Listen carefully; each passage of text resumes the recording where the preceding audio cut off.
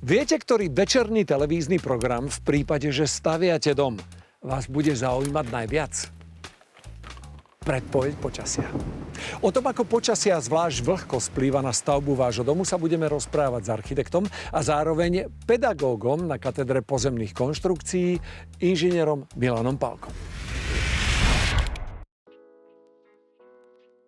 Pán Pálko, vy ste odborníkom, ja už som to trošku nadhodil, ideme sa rozprávať o počasí, ale vy nie ste odborník na počasie. Mňa zaujíma, či by nás malo v nejakej podobe zaujímať počasie pri stavbe domu, pochopiteľne. Teplo a zima je štandardom na stavbe, ale veľmi podstatné pri výstavbe je práve dážď. A na ten sa pýtam. Takže dážď je veľmi podstatný v tom, že v podstate my tým, že používame nejaké materiály na stavbe, tak tie materiály musia mať určité parametre z hľadiska vlhkosti. A keďže nám prší v nejakom určitom procese, tak táto vlhkosť sa môže dostať z dažďa vlastne do stavebného materiálu a tým nám potom v podstate môže materiál znehodnotiť, niekedy pri niektorých prípadoch úplne. A v niektorých prípadoch nám ako keby zhorší kvalitatívne parametre, ktoré musíme následne riešiť. Mňa by zaujímali tie materiály, napríklad chcem také porovnanie. Dajme tomu, že drevo, dajme tomu porobetón a samozrejme tehla. V tom poradí, ako ste to povedali, tak v podstate drevo je možno z týchto materiálov ako keby najnáchylnejší, pokiaľ ho chceme ako keby nejaké pohľadové, tak dážď vie toto drevo zničiť, respektíve dokáže tak navlhnúť, že tým, že drevo je organický materiál, tak dokáže zniť. Čiže pre tento materiál by to bolo absolútne najhoršie. Zostávajú nám v zásade dva tie ďalšie materiály, ktoré ste spomínali. A tam dážď sa prejavuje takým spôsobom, že v podstate dokáže ten materiál určitým spôsobom vlhkosť na seba naviazať.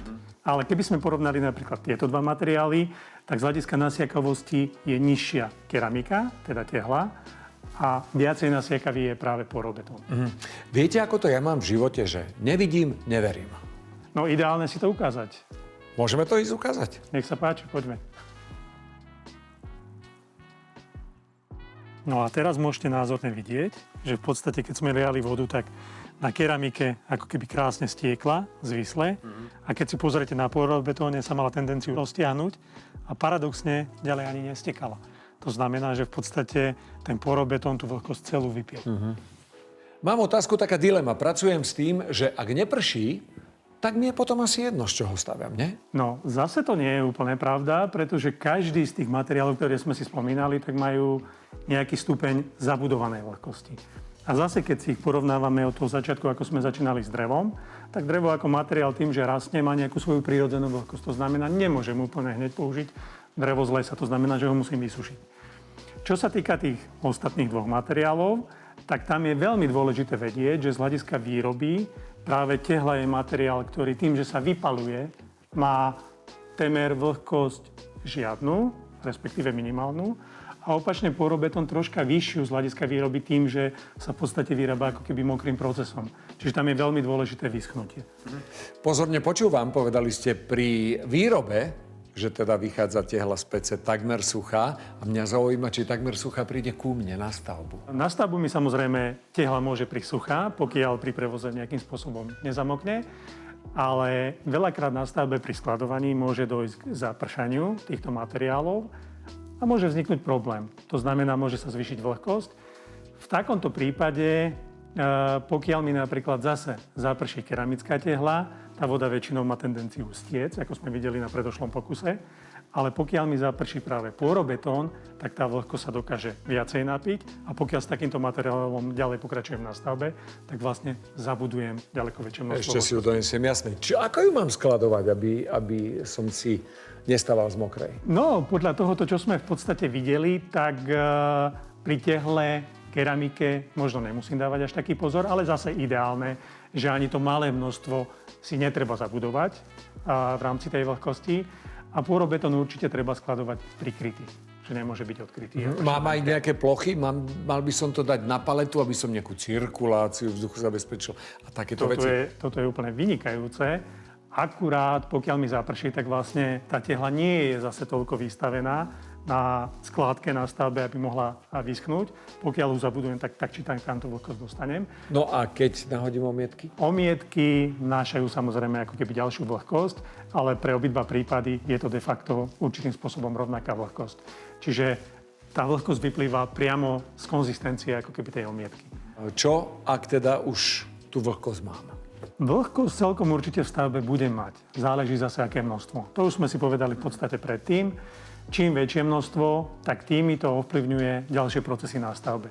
Z procesu výstavby je zase jedným takým milníkom veľmi dôležitým pokladanie napríklad finálnych podlah, drevených podlah, ktoré pre to, aby mohli byť zabudované, musia mať určitú relatívnu vlhkosť. A keďže ja predtým si tú vlhkosť príliš zvýšim, tak potom o to dlhšie musím čakať práve na stavbe, aby som mohol ako keby dokončiť stavbu pred nasťahovaním ľudí. Treba nejako tie múry aj špeciálne vysúšať? Pokiaľ chcem urýchliť procesy, tak samozrejme je možné aj vysúšanie. Sú zariadenia, ktoré dokážu vysúšať stavbu, ale je to samozrejme spojené s finančným nákladom. Jasne. To znamená, že je to spojené s energiou. Dobre, a teda čo, ak chcem ušetriť a nevysúšam, nerobím to? Toto sa veľmi často stáva v praxi. Ľudia sa nasťahujú ako keby tým, že povedzme majú hypotéku, nemajú kde bývať. Veľmi rýchlo sa práve nasťahujú do takejto stavby, ktorá je nevysušená. A človek tým, že príde na stavbu, tak vnáša zase určitú vlhkosť. Tým, že perie, tým, že dýchá, tým, že sa varí a tak ďalej. Stavba ako celok musí z hľadiska ročnej bilancie nejakým spôsobom vyhovovať práve z hľadiska tejto vlhkosti. A tým, že práve ja tú zabudovanú si nechám vysokú a ešte vnesiem bývaním nejakú vlhkosť, tak tá vlhkosť je extrémna a bilančne mi ako keby stále narastá. A tým pádom sa stavba dostáva do problémov z hľadiska vlhkosti. Poškodil by som si ju? No celkom určite. Čo sa môže stať? Ľudia sa sťažujú napríklad na zaplesnené steny. Keď si zoberieme v podstate pleseň ako taká, je karcinogénna. Toto prostredie v takejto budove je tým pádom nezdravé. To znamená, že chceme suchú stavbu, ergo zdravú stavbu a to nám zabezpečia dobré materiály. Ďakujem veľmi pekne za tento pekný rozhovor, pán Milan Palko. Ďakujem, Maja. Ako sme počuli, vlhkosť je dôležitý faktor pri výstavbe. Mokrý materiál vám vie spôsobiť veľmi veľa problémov. Takže moja rada znie, rozhodne nepodceňujte počasie a dávajte si pozor na vlhkosť. Pri dodržaní všetkých správnych postupov budete v suchu v každom počasí.